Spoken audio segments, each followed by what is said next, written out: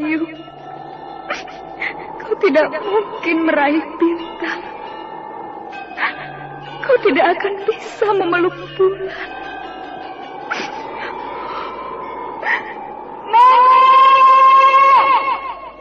Nenek Raka Runting! Ayu! Ayu!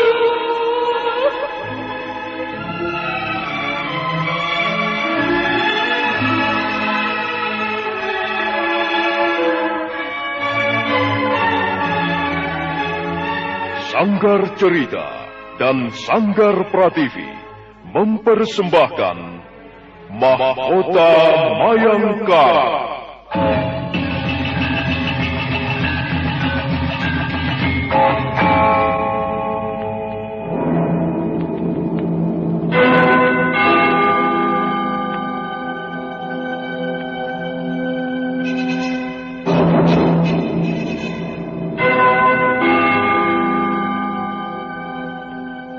Cerita ini lanjutan dari Tutur Tinular.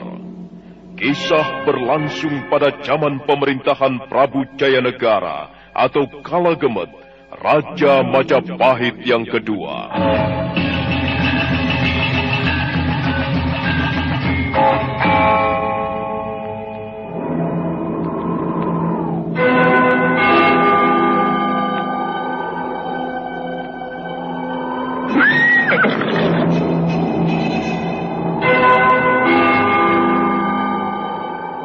Bukan lagi Raja Majapahit. Akulah raja. Akulah yang berkuasa. Ayo, obrak-abrik desa Ganding. Tangkap Jayanegara. Tangkap Jayanegara.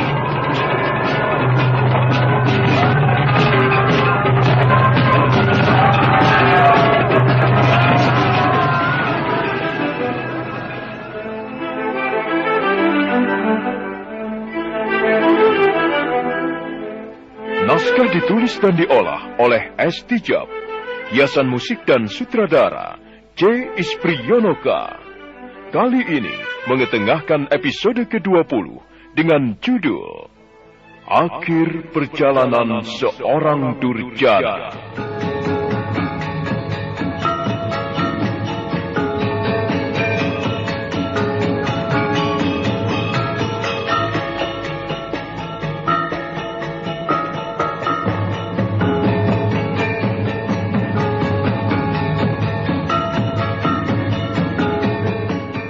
Dalam seri ke-581 ini didukung oleh para pemain Idris Apandi sebagai Ramapati, Ucok Lubis sebagai Kakatang, Eli Burhan sebagai Nyai Ramapati, Tanjung sebagai Balabur, dan Asdi Suhastra, pembawa cerita. Setiap collection bawa hiburan dengan gaya yang tak pernah padam. Jangan ragu, klik subscribe, jadikan harimu lebih hidup.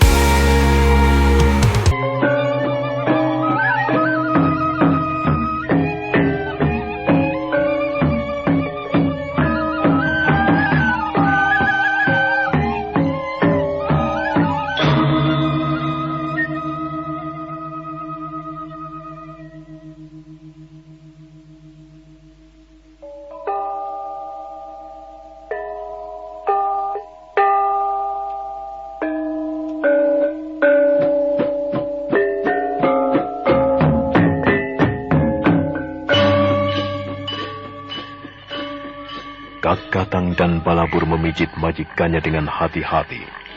Kakatang memijit bagian punggung, sedangkan Balabur mengurut bagian betis kaki.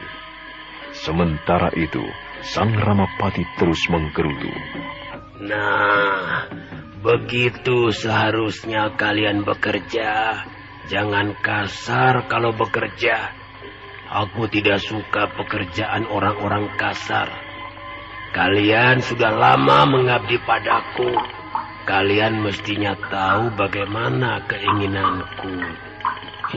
Ya di situ di situ pegal sekali. Aduh, jangan keras-keras. Ampun Gusti, Ampun kalau hamba memijit terlalu keras. Aku bukan sebongkah patung. Aku juga masih bisa merasakan sakit. Iya, Balabur.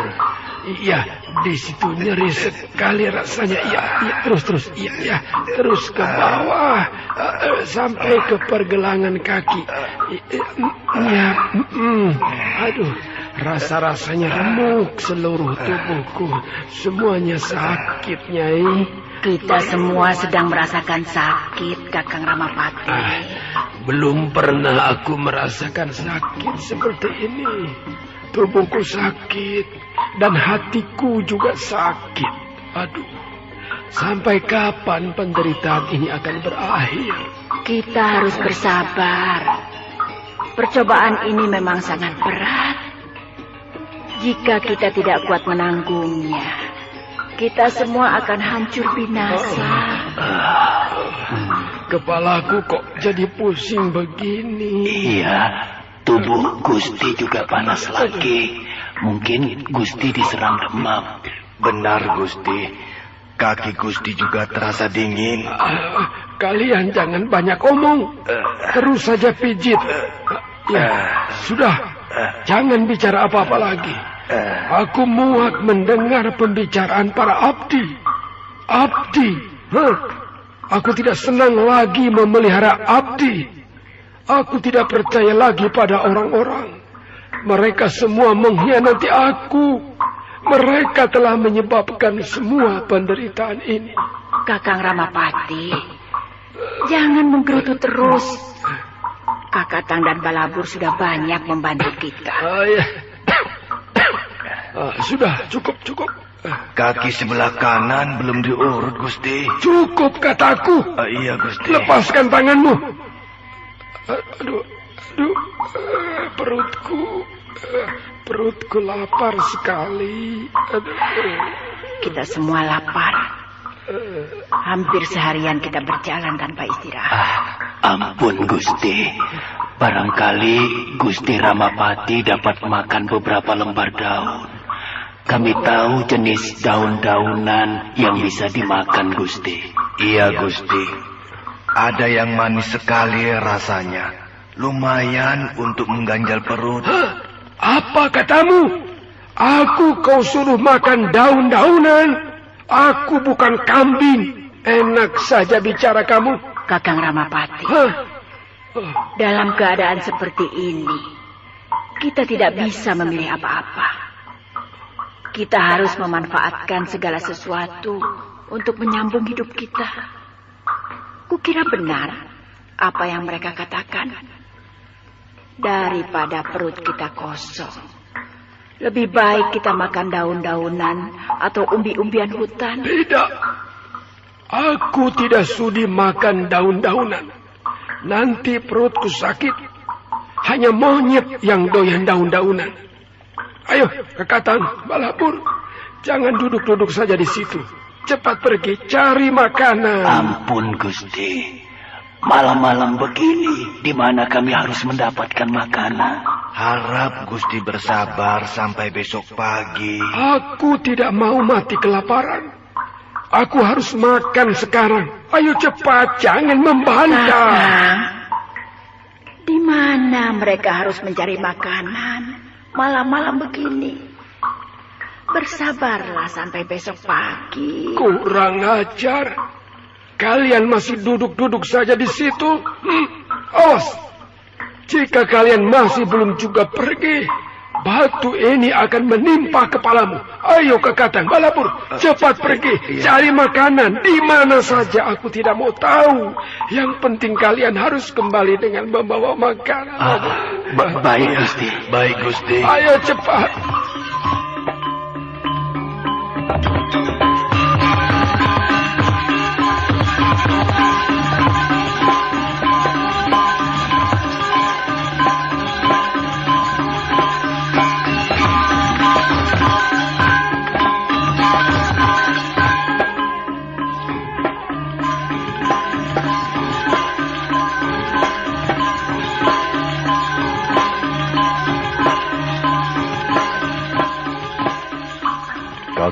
Kakang dan Balabur, sekalipun mereka sudah sangat lelah dan mengantuk, akhirnya berdiri juga. Dua orang abdi setia itu segera meninggalkan ruangan goa. Nyai Ramapati sangat menyesalkan sikap suaminya yang sewenang-wenang pada para abdi. Sementara itu, Sang Ramapati masih terus menggerutu. Mereka itu kerbau atau manusia. Mereka hanya mau bergerak kalau dibentak. Mereka hanya mau bekerja kalau dicambuk. Apa kau tidak bisa memperbaiki sikapmu, Kakang Ramapati? Jangan begitu. Jangan seperti anak kecil. Mereka yang harus memperbaiki sikapnya, Nyai. Mereka harus bekerja dengan baik tanpa dibentak, tanpa diancam. Sampai saat ini, mereka masih bekerja dengan baik. Mereka tetap setia pada kita, sekalipun kita sudah hancur luluh seperti ini. Aduh, Nyai, kau selalu saja menyalahkan aku. Kau selalu saja membela mereka dan menyalahkan aku. Sebab sikap dan perbuatanmu sudah sangat keterlaluan, Kakang. Jadi aku harus bagaimana, Nyai? Kau harus berpikir lebih jernih, lebih sehat. Kau menganggapku sudah tidak waras lagi? Hah? Kau menganggap suamimu ini sudah gila, begitu? Ingat, kalau kau tidak bisa menguasai diri, kau akan benar-benar gila. Kakatang dan Balabur itu yang gila. Mereka itu yang tidak waras.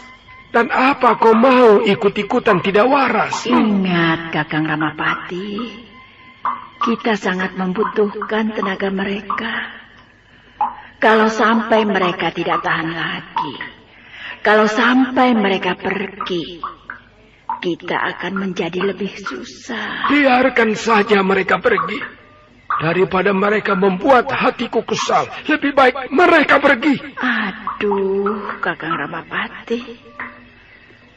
Kalau mereka pergi, apa yang bisa kita lakukan di tempat ini? Jangan asal bicara. Kau kan bekas pembesar kerajaan.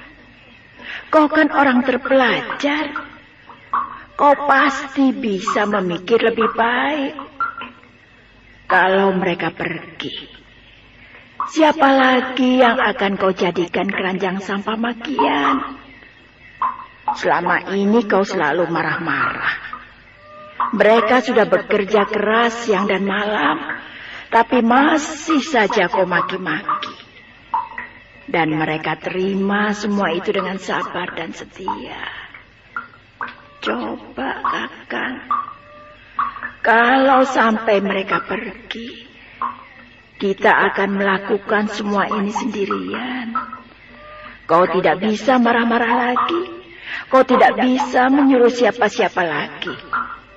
Dan kau harus berjalan sendiri. Tidak ada lagi yang mengangkatmu di dalam tanduk. Tak ada lagi yang bisa kau suruh mencari ini dan mencari itu. Dan tak ada lagi yang bisa kau jadikan sasaran kemarahan. Satria Collection bawa hiburan dengan gaya yang tak pernah padam. Jangan ragu, klik subscribe, jadikan harimu lebih hidup. Jangan begitu, Kakak. Sekalipun mereka orang-orang sudah, mereka juga manusia. Mereka mempunyai perasaan. Mereka juga mempunyai daya penalaran. Mereka bisa saja putus asa dan patah semangat. Mereka bisa saja setiap saat pergi meninggalkan kita. Kalau kau terus-menerus membentak, memaki-maki, menggerutu, dan ngomel-ngomel terus, mereka bisa tidak tahan. Aku sendiri juga tidak tahan. Kami semua tidak tahan melihat kau menggerutu terus, marah-marah terus. Ini bukan di istana kepatihan, Kakang. Kita sekarang sudah menjadi orang buangan. Kau tidak mempunyai jabatan apa-apa lagi. Kau tidak mempunyai pangkat. Dan sebenarnya, kau juga tidak mempunyai wewenang. Karena itu sadarlah. Sadar, Kakang. Jangan berbuat semena-mena seperti itu. Nyai, kau sekarang berani membentak-bentak aku. Tapi barangkali kau benar. Aku sudah benar-benar jatuh. Aku tidak mempunyai apa-apa lagi. Kecuali sisa-sisa hidupku yang tidak berharga ini.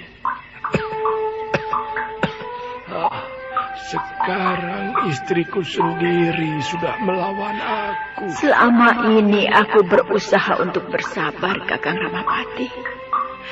Tapi kadangkala aku tidak tahan juga. Apalagi kalau kau membentak-bentak mereka terus. Tapi Nyai, lihatlah. Aku sebenarnya sedang sakit. Badanku panas, kepalaku pusing. Aku bisa mati di tempat ini. Kau senang ya kalau aku mati sekarang? Kakang Ramapati, mungkin dosa-dosa kita sudah terlampau besar. Mungkin para dewa tidak mengampuni dosa-dosa kita.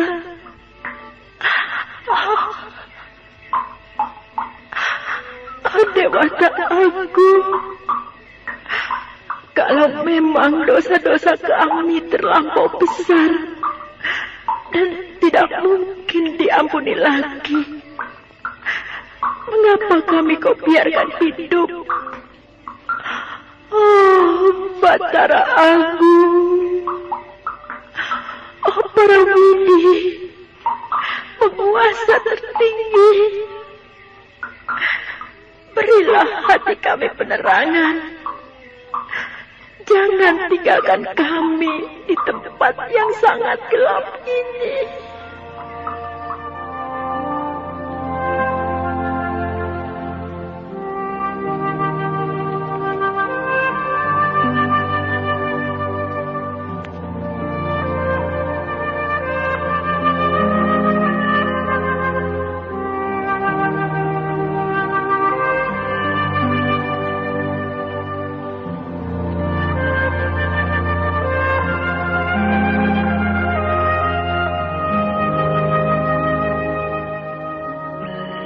Dengan sedih, Nyai Ramapati melangkah meninggalkan ruangan goa.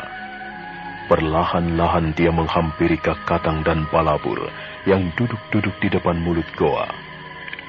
Kakatang memotong-motong batang bambu, sementara Balabur meruncingkannya dengan sebilah pisau. Nampaknya dua orang abdi yang setia itu sedang membuat lembing untuk berburu. Gusti Putri. Sedang apa kalian? Mengapa kalian tidak istirahat saja? Kami mau berburu kijang liar, Gusti Putri. Barangkali di sekitar goa ini ada kerumunan kijang di rumpun belukar, Gusti. Hentikan dulu pekerjaan kalian. Aku mau bicara sedikit. Silakan, Gusti Putri. Silakan. Begini, Kakatang dan kau Balabur. Iya, Gusti.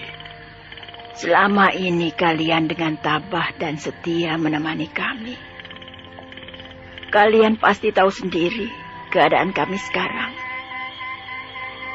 Kami bukan lagi pejabat-pejabat kerajaan yang hidup nyaman di lingkungan istana. Bahkan sekarang ini, kami sudah menjadi penjahat buron negara. Aku kira penderitaan kami berdua sudah demikian beratnya. Dan aku sangat menyesalkan sikap Gustimu. Karena itu Kakatang dan kau Balabur, aku tidak memaksa. Jika memang kalian sudah tidak tahan lagi dan kalian bermaksud meninggalkan kami, itu akan lebih baik. Gusti Putri, mengapa kami harus meninggalkan Gusti berdua? Kami sama sekali tidak mempunyai niat seperti itu. Sungguh, Gusti Putri. Iya, Gusti Putri. Apa yang sedang kami alami berdua sekarang ini bukanlah permainan. Ini sungguh-sungguh penderitaan yang sangat berat. Sementara itu, nampaknya Gustimu belum juga menyadari apa yang sedang terjadi. Iya, mungkin beliau terkejut melihat kenyataan pahit seperti ini. Iya, kau benar, Kakatang. Dia terkejut dan tidak siap. Tapi hamba kira lama-lama akhirnya beliau dapat menyesuaikan diri. Kami berdua akan sabar menunggu, Gusti Putri. Kami tidak menuntut apa-apa.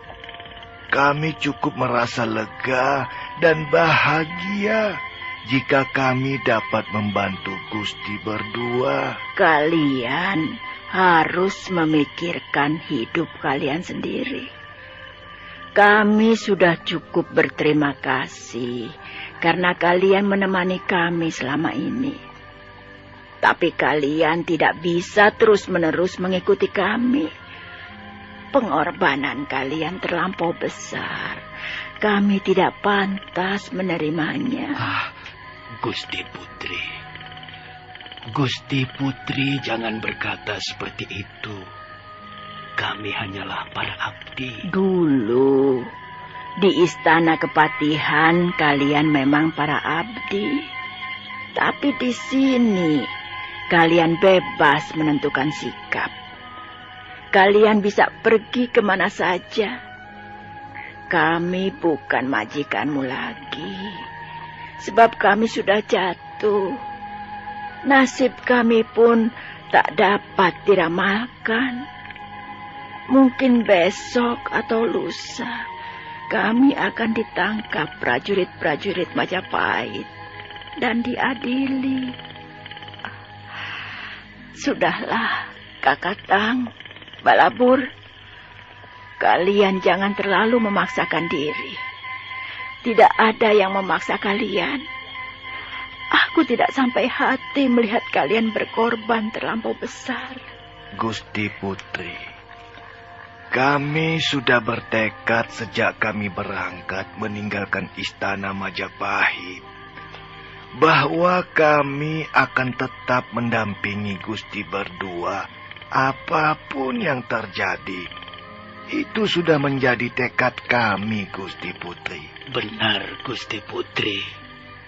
Berilah kami kesempatan untuk menjadi abdi yang baik. Abdi yang setia dan teguh pendirian.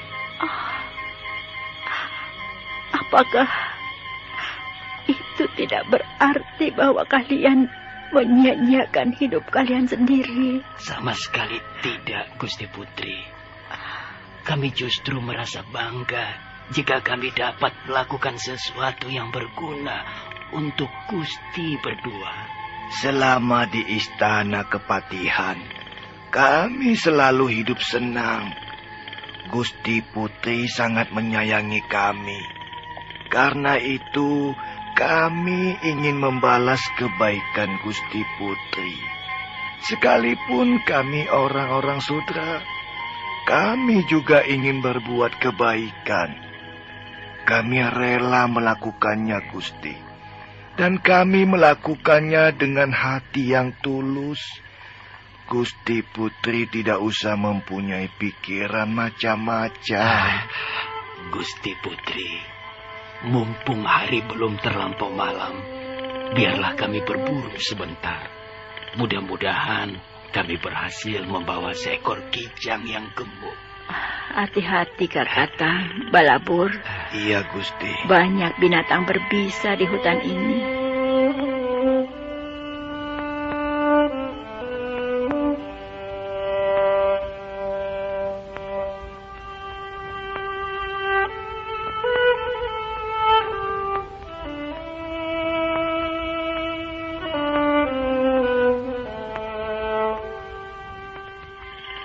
Kakatang dan Balabur menghaturkan sembah sebelum melangkah pergi sambil menjinjing lembing bambu.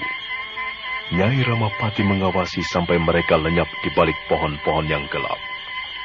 Wanita setengah tua itu mendesah berat. Kakatang, Balapur, terima kasih atas kesetiaan dan kejujuranmu. Sekalipun kalian orang-orang sudra, tapi kalian mempunyai budi pekerti yang sangat luhur. Kami malu.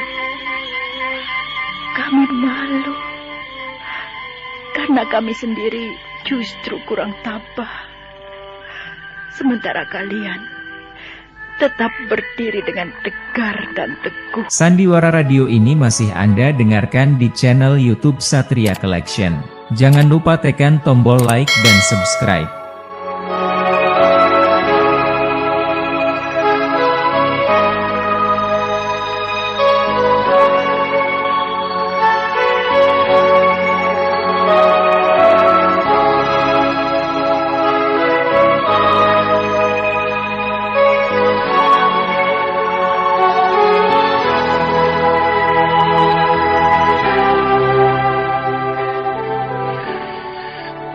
Nyai Ramapati merasa sangat terharu melihat kesetiaan dan kejujuran dua orang abdinya. Hatinya tersentuh. Setelah Kakatang dan Balabur pergi membawa lembing bambu, perempuan tua itu kembali melangkah ke ruangan goa. Angin malam mendesau perlahan. Nyai Ramapati duduk merapat dinding goa. Nyai, apa yang kau lakukan di situ, Nyai? Sudahlah, Kakang. Istirahat saja. Jangan memikirkan aku. Aku tidak apa-apa. Di sini duduknya, jangan di situ. Angin. Bagaimana rasanya sekarang, Kakang? Kau masih pusing? Kau sendiri bagaimana? Kau lelah ya? Oh, Nyai, kita ini sudah sama-sama tua. Kita benar-benar sudah tua sekarang. Tua dan reo. Apa gunanya mengeluh, Kakang? Lebih baik kita manfaatkan waktu untuk istirahat.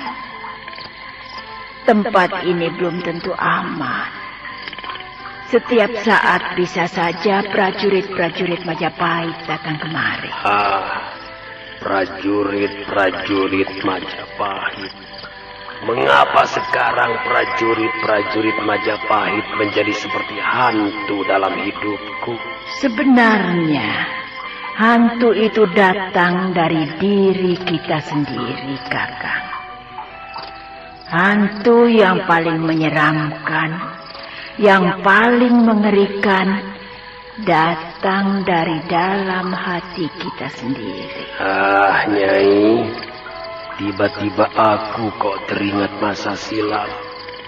Dulu semuanya serba mudah. Apalagi setelah perang Lamajang selesai. Mendadak pintu istana kepatihan terbuka lebar. Dan kita bersama-sama melangkah memasuki pintu itu. Dan setelah aku menjadi Patih Hamangkubumi, dunia ini seperti ada dalam genggamanku. Apa saja yang kuinginkan tercapai. Mulutku ini seperti undang-undang. Apa saja yang kuperintahkan semua berangkat mengerjakan. Dan tangan-tanganku ini seperti tangan-tangan Batara Siwa. Begitu kuasanya aku, begitu wibawanya aku, dan begitu gemerlapnya pamorku. Sekarang semuanya mendadak berubah. Yang semula terang menjadi gelap, dan hidup ini seperti neraka.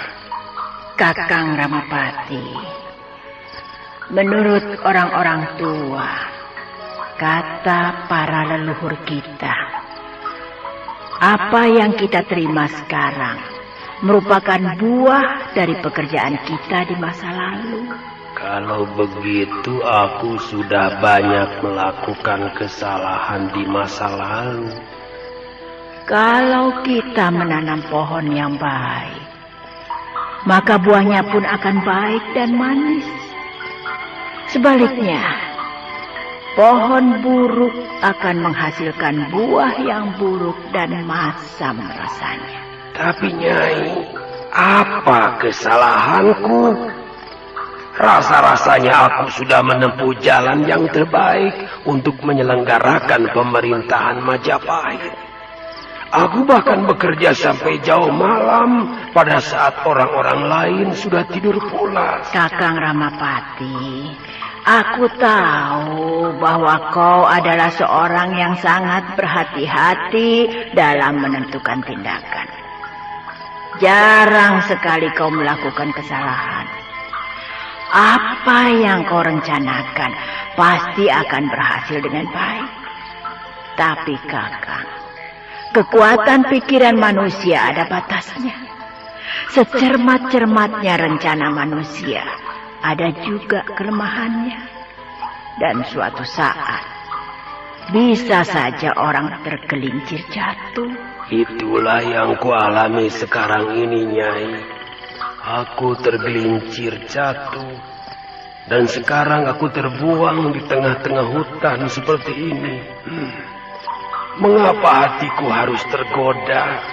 Mengapa tiba-tiba saja aku ingin merebut kekuasaan Gusti Prabu Jayanegara? Aku sudah memberimu peringatan, bukan? Ya, dan aku nekat melaksanakan. Dan kau tergelincir jatuh.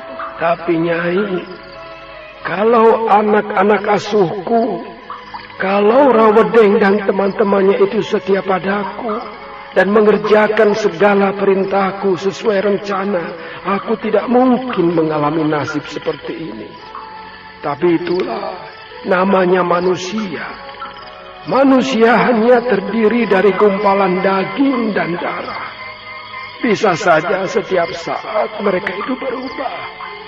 Apalagi orang-orang seperti Rakuti, Rasmi, Rawedeng dan yang lain-lain itu. Anak-anak asuhku itu, mereka itu sekalipun manusia, tapi berwatak binatang, manusia anjing mereka.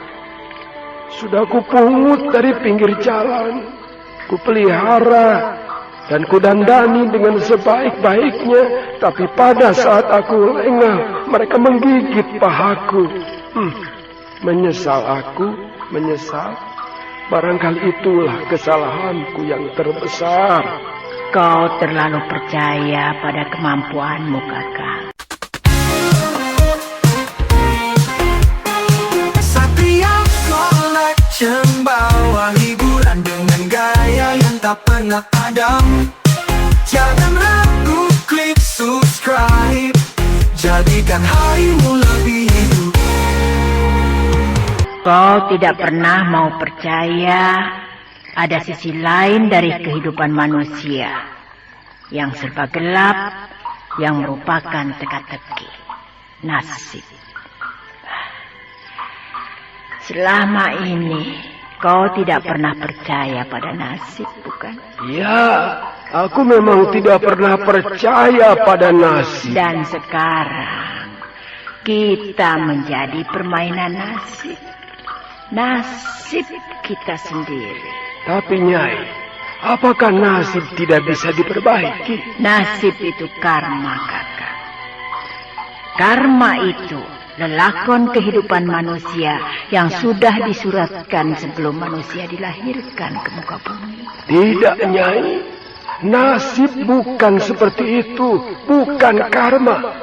Nasib itu buatan manusia sendiri. Kalau memang nasib buatan manusia, mengapa kita harus terlunta-lunta di tengah hutan seperti ini? Kita tidak akan selamanya seperti ini.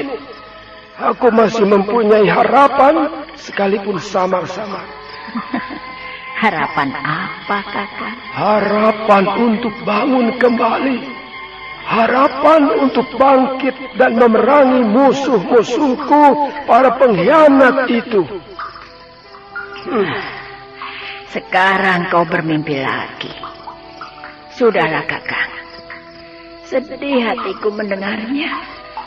Mengapa kau tidak segera mengakui bahwa semua ini adalah karma?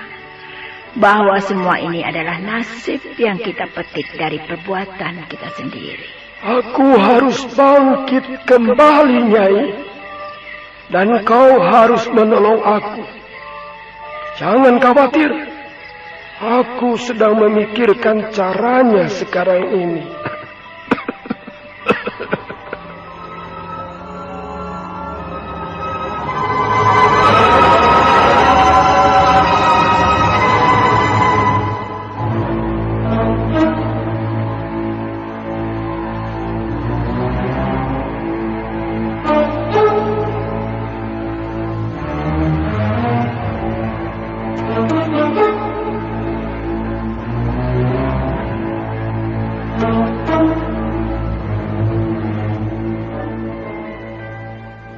Sementara itu, Kakatang dan Balabur semakin jauh meninggalkan goa.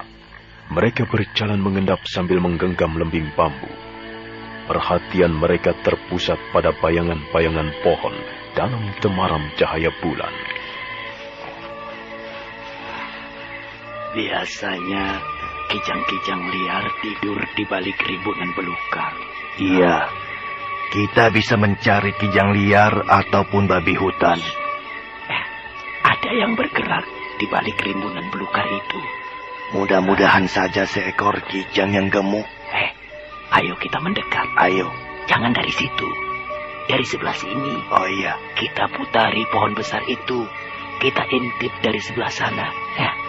Dengan hati-hati, Kakatang dan Balabur merundukkan tubuhnya dan berjalan mengendap menuju sebuah pohon rindang.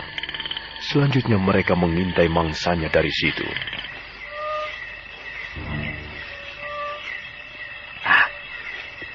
Dia masih ada di sana. Dia belum lari. Berani sekali binatang itu. Atau barangkali kita salah lihat. Shh, diamlah. Rimbunan itu bergerak-gerak lagi. Nah, lihat. Dia bergeser ke sebelah sana. Biar. Akan kulempar dengan lembing ini. Ya, benar. Binatang itu bersembunyi di sana. Tapi aneh sekali. Mengapa dia tidak lari? Coba kau berdiri agak ke sana. Biar aku lemparkan lembing ini. Balabur berdiri menjauh. Sementara itu Kakatang menggenggam lembing bambunya lebih erat. Dan selanjutnya, secepat kilat, Kakatang melemparkan lembing.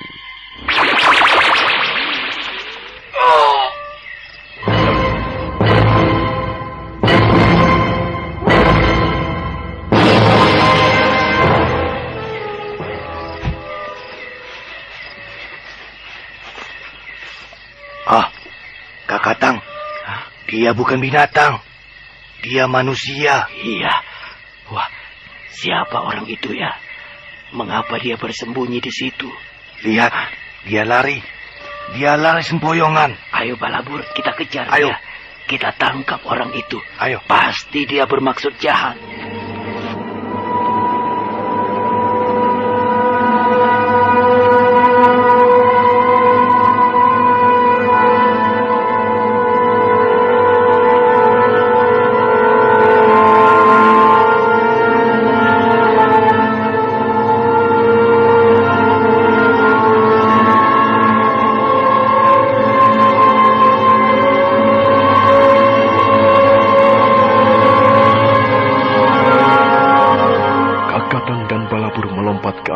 Belukar, dan mereka melihat ceceran darah di sana.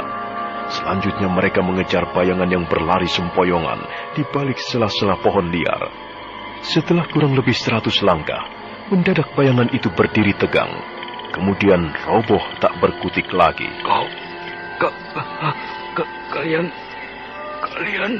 Kalian membunuhku.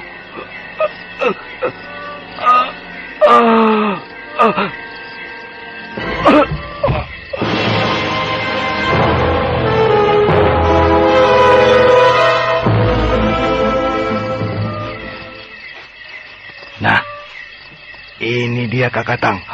Benar dia manusia. Pasti dia bermaksud mengintai kita. Lembingmu tepat mengenai punggungnya. Salahnya sendiri. Mengapa dia suka mengintip orang? Coba Kakatang, balikan tubuhnya. Kakatang mencabut lembing bambu yang menancap di punggung orang malang itu. Dan selanjutnya dia membalikkan tubuhnya. Kakatang terkejut, demikian pula Balabur. Dalam temaram cahaya bulan, mereka dapat mengenali wajah laki-laki tua itu. Ki Buyut Jantaka. Pasti Ki Buyut sudah tahu siapa tamu yang menginap di pondoknya. Jelas dia dapat mengenali Gusti Ramapati. Mungkin dia bermaksud mengintip, dan selanjutnya dia akan melaporkannya pada prajurit-prajurit Majapahit. Untung kau segera membunuhnya. Kalau tidak, orang tua ini bisa mendatangkan bencana. Sudah nasibnya. Aku sendiri tidak sengaja.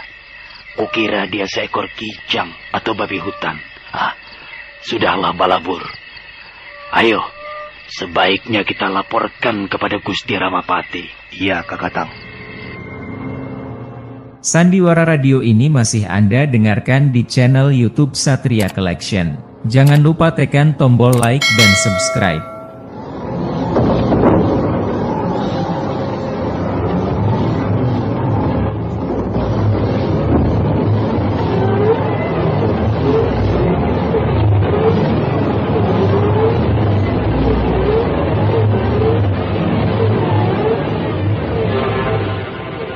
Sementara itu, Sang Ramapati dan istrinya masih terjaga. Mereka masih bicara tentang berbagai macam hal, khususnya tentang nasib mereka yang memelas di hari tua. Kau harus percaya padaku, Nyai. Aku ini bukan manusia sembarangan. Kau sudah sering kali membuktikannya, bukan? Dalam satu hal, aku mengagumimu, Kakang Ramapati. Kau selalu bekerja dengan tekun dan ulet. Tetapi kau mempunyai kelemahan yang sangat menyolok. Kau tidak pernah percaya adanya nasib. Aku akan merubah nasibku sesuai dengan keinginanku. Kita lihat saja nanti. Apa yang akan kau lakukan? Aku mempunyai rencana, Nyai. Dan kalau rencanaku ini berhasil, kita bisa segera bebas dari malapetaka ini. Kita bisa kembali lagi ke istana Majapahit dalam keadaan aman. Apakah mimpimu itu tidak terlalu berlebihan? Ini bukan mimpi. Aku akan membuktikan bahwa ini bukan mimpi. Ini sebuah rencana yang jitu. Aku membutuhkan seseorang. Mana Kakatang dan Balabur, Nyai? Mereka pergi mencari binatang hutan untuk makanan. Makan saja yang mereka pikirkan. Dasar watak kaum Sudra. Bisanya hanya makan, tidur, dan sedikit bekerja. Bukankah kau yang merengek-rengek minta makanan, Kakang? Kau tidak mau makan daun-daunan seperti kami. Dan akhirnya mereka terpaksa mencari binatang hutan. Menyebalkan sekali. Mengapa mereka selalu tidak ada di tempat setiap kali kubutuhkan? Abdi tidak berguna. 100 orang abdi seperti itu tidak banyak membantu. Sudahlah, jangan marah-marah, Kakang. Lihat, mereka sudah datang itu.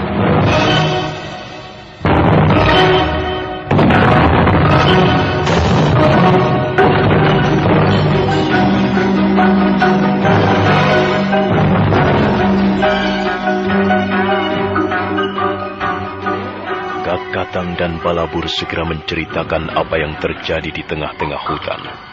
Bahwa mereka telah membunuh Ki Buyut Jantaka. Bahwa laki-laki tua itu ternyata selama ini membuntuti pelarian mereka. Bagus. Kali ini kalian bekerja dengan cepat dan bagus. Orang seperti itu memang pantas dibinasakan. Bagus. Ampun, Gusti. Kami kira tempat ini sudah tidak aman lagi. Sebaiknya Gusti Ramapati segera menyingkir. Benar, Gusti.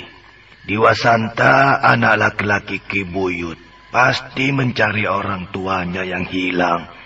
Dan suatu saat mereka pasti akan sampai ke tempat ini, Gusti. Aku tidak mau pergi. Aku sudah lelah berjalan ke sana kemari.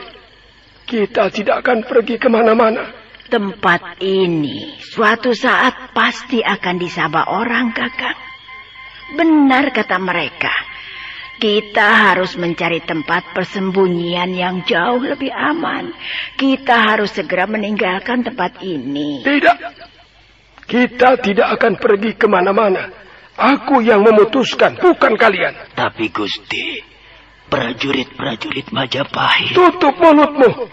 Jangan bicara apa-apa lagi. Sekarang dengar semuanya. Aku mempunyai rencana yang jitu. Dan rencanaku ini harus berjalan dengan baik. Kalian semuanya harus membantu aku.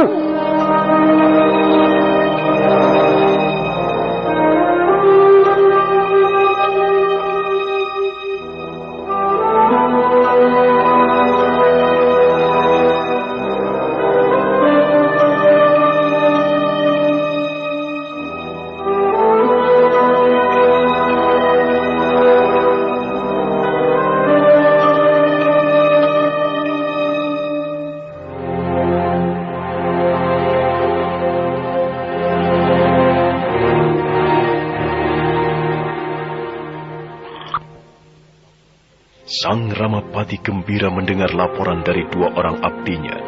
Selanjutnya dia membicarakan tentang rencananya yang baru. Nah, rencana apa lagi yang akan dijalankan Ramapati? Dan bagaimanakah kisah selanjutnya? Saudara pendengar, silahkan menunggu seri berikutnya. Sampai jumpa.